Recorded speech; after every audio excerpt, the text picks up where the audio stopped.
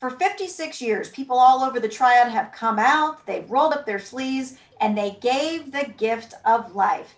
This year, the tradition continues, but due to coronavirus, things are going to look a little different, and it's all going to happen in a new location. So today, I am joined by Dr. Yvette Miller with the American Red Cross to help answer some of your questions about how the WFMY News 2 Holiday Blood Drive is going to work and how blood donation works in general. Here's what you do if you have a question that you'd like to be answered in real time. You text us that question. That number is 336-379-5775. That is how you get your text question to us and we are able to answer it. All right. The first thing we're going to do is we're just going to talk about blood donation as a whole, Dr. Miller. So we hear over and over, one blood donation can save 3 lives. Tell us how that happens. So thank you so much for having me this evening. So a single unit of blood, when it's collected, can be divided into 3 products, platelets, plasma, and red blood cells. And each one of those individual products can be transfused to a different person. Okay. This year, the holiday blood drive is happening on Tuesday, December 15th. And there's a whole different order of events of how things go due to COVID. So I think we should probably go over those first and foremost so that people know what to expect. Great. So the first thing, every donor has to have an appointment. We are not taking drop-ins or walk-ins as it's known. So everyone has to have an appointment. And you can go to redcrossblood.org. You can download, the preferable way is to download the blood donor app from the Samsung or Android or Apple App Store. Or you can call 1-800-RED-CROSS and make your appointment that way. But everyone has to have an appointment. And then when you present to the blood drive, your temperature has to be taken, and you have to answer a series of questions about exposure to COVID to ensure that everyone is safe before they enter the blood drive. So those are the main things right now. Okay, and expect to wear a mask for sure when you go in there. Absolutely. Everyone wears a mask. All donors have to wear the mask, and certainly all of our staff wear a mask as well. All right, so one of our first text questions is, will the blood donations on the 15th be tested for COVID antibodies? Yes. The donations on the 15th will be tested for COVID antibodies. And what does that mean? Yes, and that test for COVID antibodies is a test to determine whether the donor has been exposed to the coronavirus. It is not a diagnostic test. It does not tell you whether you have had COVID or not. It's an antibody that reflects whether you've been exposed to COVID-19.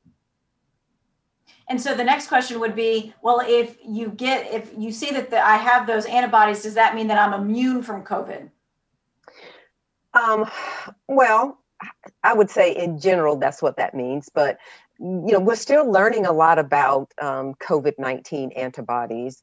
We are certainly making the assumption that they are protective like any other antibody that you have after you have an infection. But it is thought that those antibodies are protective for a while. They don't last forever.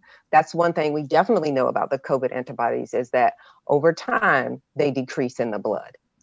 All right, so this next text question is, can you give blood if you have had COVID?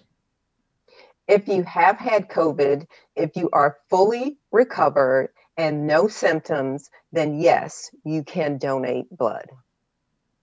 Okay, and this person's, is there a timeline? Is it, you've been without COVID for longer than 14 days, or what would you say? It has to be symptom-free for 14 days after the last symptom. So 14 days after the last symptom, you have to be symptom-free. So what about this? How does blood with COVID antibodies get used? So actually, we have a testing system now where if an individual has had COVID and they have the antibodies, we can qualify that plasma with the COVID antibodies in it to be used as convalescent plasma.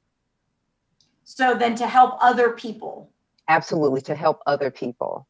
So, the important thing now is that many people who have had COVID-19, we are asking them to come to donate plasma for the treatment of others. And we can do that by a process called apheresis. But recently, we also have developed a process where if a donor tests positive for COVID-19, we can qualify that plasma to also be used as convalescent plasma.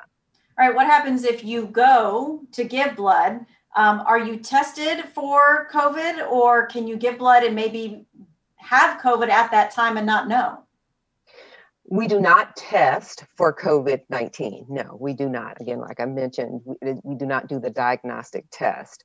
Again, some of the questions that we ask, and taking the temperature and the questions that we ask before a person enters the collection site, gives us some idea of whether, have fever, have you been in close contact with someone with COVID, do you have any symptoms? Those things are to help screen people out that might be infectious at the time. So those are some of the precautions that we are taking, that if a person is sick or doesn't feel well, they certainly should not come to donate at all. But once they get to the site, when we ask that series of questions, any of those questions that are answered, yes, they've had symptoms, they've been exposed, then those donors are not eligible to donate at that time. Okay, we're going to continue this conversation and continue to take your questions. We're going to take a quick break and we'll be right back.